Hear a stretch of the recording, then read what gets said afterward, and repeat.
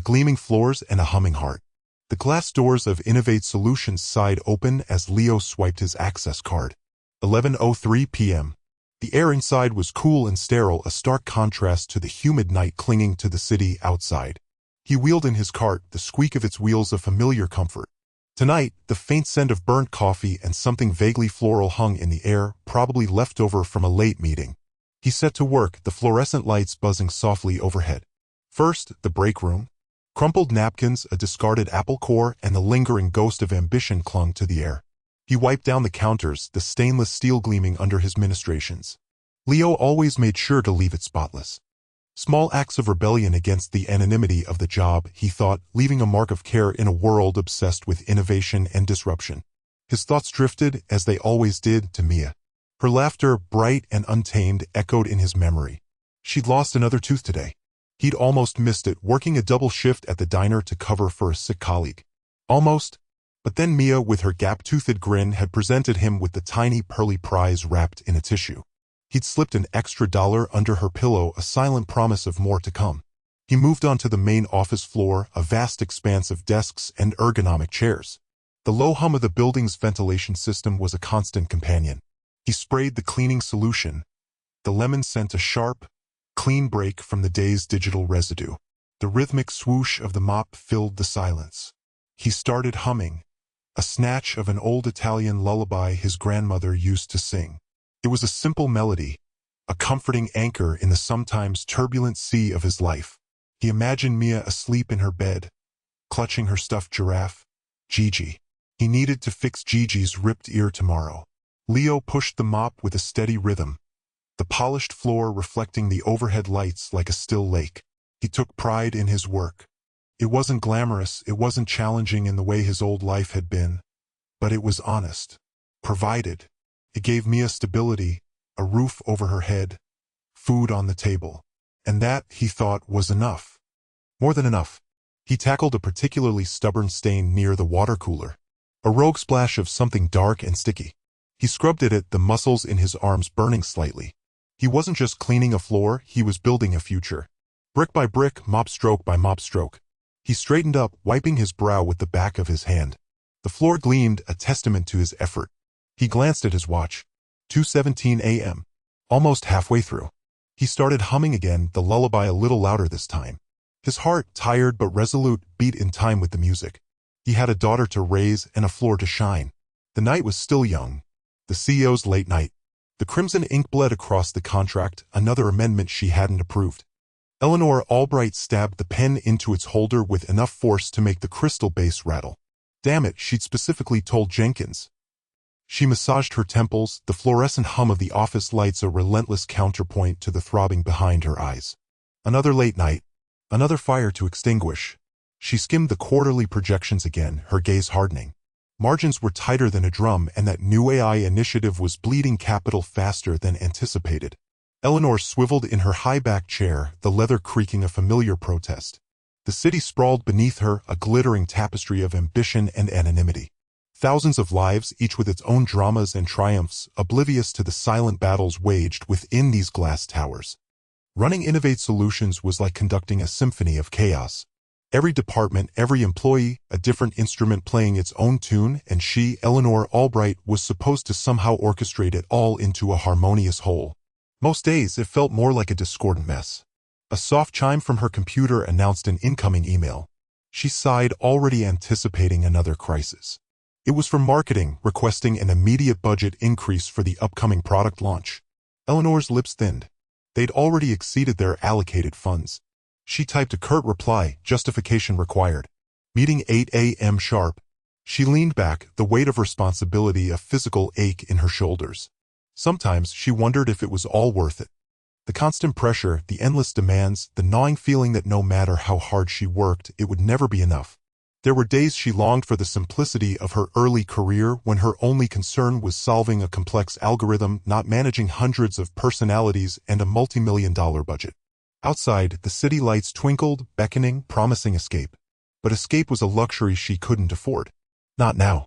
Not with so much at stake. She was Eleanor Albright, CEO, and she had a company to run.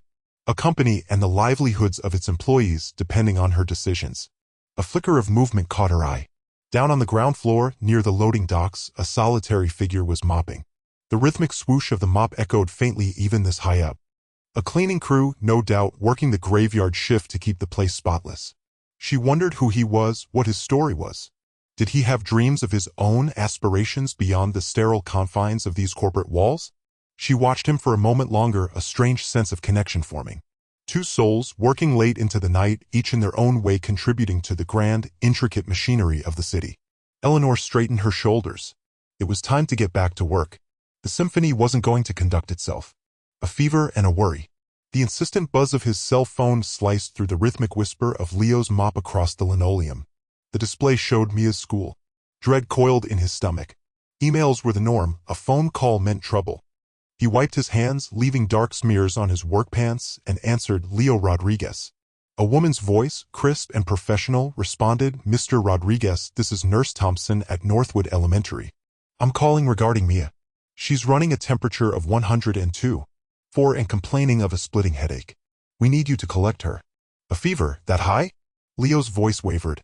Mia was seldom ill, blessed with a resilience he attributed to her abuela's strong constitution. "Is she all right?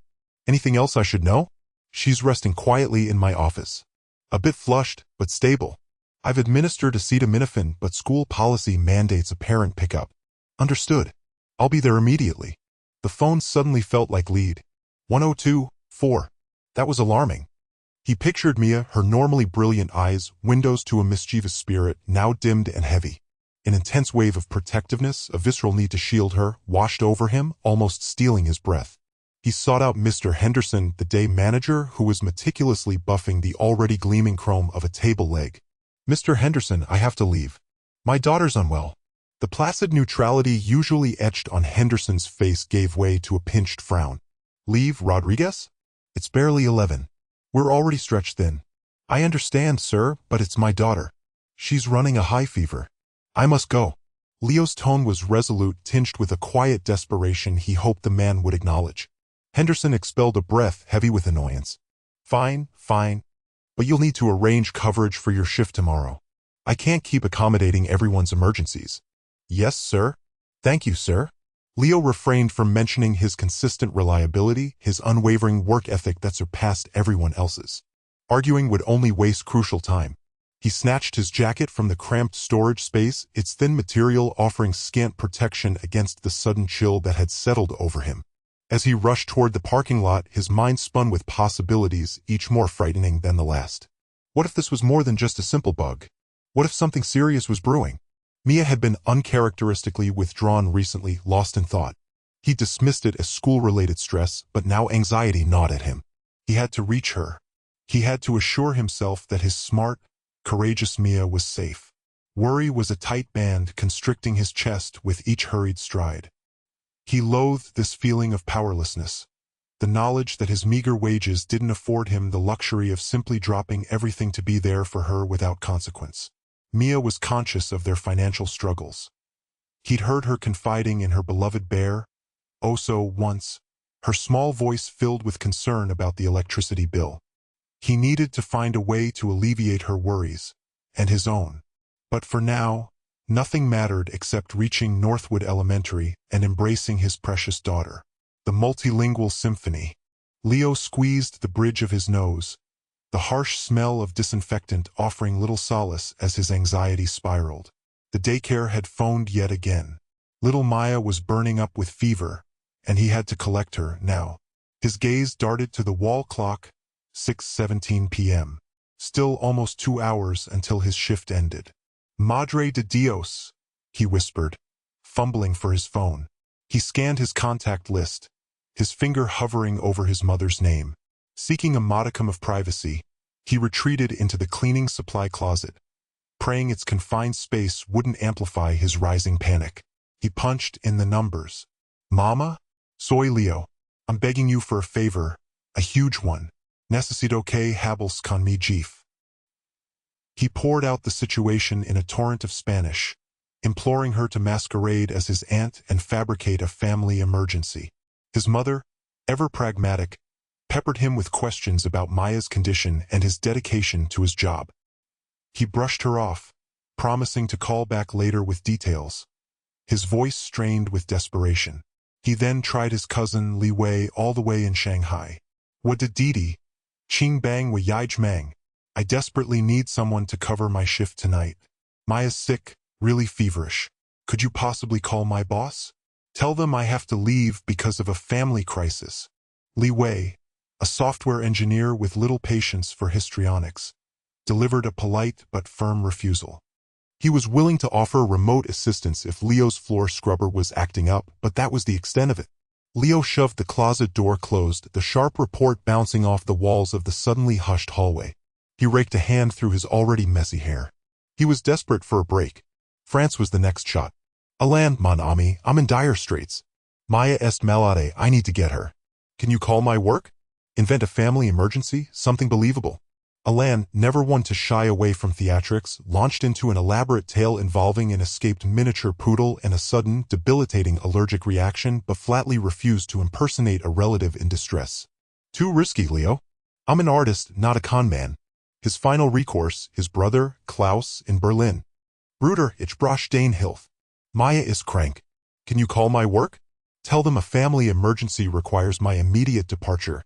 Klaus, with his characteristic directness, simply stated, Leo, you know I can't do that. My English is ancient history. Good luck with that. Resigned, Leo slumped against the shelving, the acrid scent of bleach assaulting his senses. He shut his eyes, picturing Maya's flushed cheeks, the radiating warmth of her small body. He'd just have to level with Mr. Henderson and hope for a little grace. As he pulled open the closet door, he almost bumped into Ms. Albright. Her complexion was ashen, her eyes underscored with fatigue. She clutched a stack of files, her knuckles bone white. Mr. Ramirez, she murmured, her voice surprisingly gentle. I seem to have misplaced my pen. A rather crucial one. Have you happened to see it? She avoided his eyes, instead fixating on a point somewhere beyond his left shoulder. The humming of the fluorescent tubes amplified the heavy silence that filled the space between them. He couldn't help but wonder how much of his frantic calls she had overheard. An unexpected encounter. A hushed susurrus filtered under Eleanor Albright's door, an odd contrast to the studied quiet she normally maintained in her office. Initially, she dismissed it as the aging HVAC system struggling again. Yet, the sound transmuted, solidifying into something more defined. Words. Crisp consonants and flowing vowels, a tantalizing jumble just beyond her grasp. Not English. Not even Spanish, a relic of a long-ago semester. This was something else. Eleanor's shoulders, already knotted from spreadsheet marathons, tightened reflexively. She hadn't marked the lateness of the hour. Her monitor's lambent glow painted elongated shapes across the precisely arranged chaos of her workspace. A glance at her watch revealed it nearing midnight. Who lingered in the hallway at this ungodly hour? Annoyance mingled with a subtle prickle of disquiet. Had security become so porous? The voices swelled anew, a quick, impassioned exchange that sparked a curious thrill down Eleanor's spine, not of fear, but of sheer inquisitiveness. Two distinct tongues wove through the air, a rich brocade of alien sounds.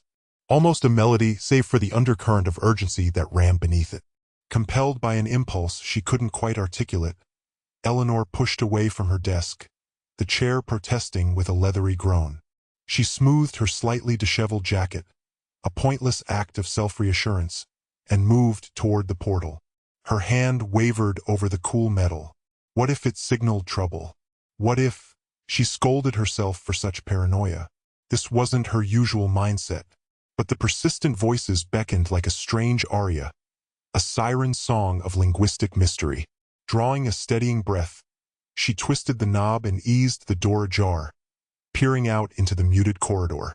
Immediately, recognition dawned. Leo, the night cleaner. He leaned against the wall near the elevators, phone cradled to his ear, his brow creased in deep concentration. He spoke rapidly, alternating effortlessly between what seemed to be Italian and could that be Arabic? Eleanor strained to decipher the context. His free hand moved expressively, a silent language of frustration and resolve. The brutal overhead lights etched harsh lines on his face, accentuating the weariness around his eyes. He seemed even younger than she remembered. A pause, listening intently to the disembodied voice on the other end. Then his features softened, a brief smile illuminating his face. He replied, this time in a language utterly foreign to Eleanor. It had a soothing, lilting quality tinged with affection. A language of cradle songs, perhaps? The smile evaporated as quickly as it had arrived. Leo straightened, his tone hardening. The conversation continued, a torrent of unknown words and unspoken emotions. Eleanor felt like an interloper, a watcher peering into a world previously unknown. A world unfolding just beyond the pristine walls of Innovate Solutions, concealed in the hush of the late hours. A hidden talent revealed. Leo scrubbed harder at the already gleaming floor, the scent of lemon cleaner stinging his nostrils. He risked a glance towards Ms. Albright's office. Through the glass wall, she was a dark silhouette against the bright cityscape, motionless. Watching, he swallowed, the lump in his throat a physical obstruction. He hadn't meant for her to overhear. "Look, Ms. Albright," he began, his voice cracking. "I can explain." She didn't reply, didn't even acknowledge him. He took a step closer, the squeak of his rubber soles echoing in the sudden silence. "It's not. I wasn't trying to deceive anyone. It never came up." He gripped the mop handle tighter, the cold metal a stark contrast to his sweaty palms. Before she was born, I traveled a lot. Worked odd jobs, you know? Needed to make money however I could." He shifted his weight, avoiding her gaze. "I picked up a few things along the way. Enough to get by." The silence stretched, taut and heavy. Finally, Ms. Albright swiveled her chair, the leather creaking like an old bone. Her expression was unreadable in the dim light of her office. "A few things, Mr. Maxwell?" I distinctly heard fluency in Spanish, Mandarin, Italian, German, and Portuguese. "Unless my ears are deceiving me, that is quite a bit more than a few things." He flinched. It sounded ridiculous when she listed them like that. Like he was showing off. I have a knack for it, I guess. Hearing the sounds, mimicking them. It's all just sounds, really." He shrugged, feeling the heat creep up his neck. He was making it worse. Ms. Albright steepled her fingers, her gaze intense. "Mr. Maxwell, we're currently in negotiations for a rather significant merger with a multinational conglomerate. Documents are flying back and forth, lawyers are burning the midnight oil, and frankly, the entire deal hinges on accurately interpreting some very nuanced contractual clauses. Clauses, I might add, written in, among other languages, Spanish, Mandarin, Italian, German, and Portuguese." She rose from her chair, her movements precise and deliberate. "Tell me, Mr. Maxwell," she continued, her voice softening slightly, "would you be willing to assist? Working through the night." The fluorescent hum of Albright Industries headquarters settled into a low thrum as Leo hunched over the documents. The smell of industrial cleaner still clung faintly in the air, a ghostly reminder of his earlier shift. Now, however, the linoleum gleamed under the harsh office lights, reflecting the papers scattered across the makeshift desk Ms. Albright had cleared for him. He ran a hand through his already disheveled hair, his brow furrowed in concentration. The script was dense, swirling with elegant flourishes that concealed a terse, almost aggressive tone. "This isn't just a trade agreement," he muttered, more to himself than anyone else. "It's a power play disguised as collaboration." Across the room, Ms. Albright watched him from behind the polished expanse of her desk. The dim light cast long shadows across her face, emphasizing the sharp angles of her cheekbones. She hadn't said much since summoning him to her office, content to observe him like a hawk eyeing its prey. But her silence was far from passive. It was a study. Leo pointed to a particular phrase. "This idiom here, the dragon offers its pearl," it sounds benevolent, but it actually implies a manipulative exchange. They're offering a small concession to get something much larger in return. He translated another passage, the official legalese dissolving into a stark, almost brutal assessment of resource allocation. They want control of the rare earth minerals. This clause gives them preferential access, effectively gutting our own domestic mining operations. Eleanor leaned forward, her eyes narrowed. "Are you certain?" The translation I received painted a far more harmonious picture. "Harmonious for whom?" Leo countered, meeting her gaze. "I'm not just translating the words, Ms. Albright. I'm interpreting the intent. There's a cultural context that's crucial here." He tapped the document. "They are masters of veiled language, of saying one thing and meaning another." He continued working, fueled by lukewarm coffee and a growing sense of urgency. The more he deciphered, the clearer the hidden agenda became. He explained the nuances of Confucian business ethics, the significance of face in negotiations, and the subtle ways in which the agreement leveraged cultural expectations against Albright Industries. Finally, as the first hint of dawn painted the sky a pale gray, Leo leaned back, his shoulders aching. "That's it. The full translation. The real translation." Ms. Albright rose from her chair, a slow, deliberate movement. "Remarkable," she said, her voice quiet. "Absolutely remarkable. You have a gift, Mr. Maxwell. A truly invaluable gift." She walked to the window, gazing out at the city awakening below. "International relations," she mused, "are more than just treaties and trade. They are about understanding, about empathy, about seeing the world through another's eyes, something we seem to have forgotten." She turned back to Leo, a flicker of something unreadable in her gaze. "Thank you, Mr. Maxwell. You've given me a great deal to consider. An invitation and a chance." The embossed stationery felt heavy in Leo's hand. A formal invitation. Not just any invitation, but one requesting his presence at a meeting with the esteemed delegation from the Pan-Pacific Trade Alliance. The meeting was scheduled for tomorrow morning, 10 sharp, in the Innovate Solutions boardroom. Below, a curt, typewritten signature. "Mr. Abernathy, Head of Global Partnerships." Leo swallowed. This was it. He spent the evening wrestling with his wardrobe, rejecting every shirt, every tie. He finally settled on a navy blazer, hoping it projected competence without being ostentatious. His palms were slick with sweat as he reviewed the briefing documents Abernathy's assistant had sent over. Technical jargon swam before his eyes, blurring with the anxieties churning in his gut. He brewed a pot of chamomile tea, its floral scent doing little to soothe his frayed nerves. Eleanor Albright watched him through the glass of her office. She had a clear view of his cramped workspace.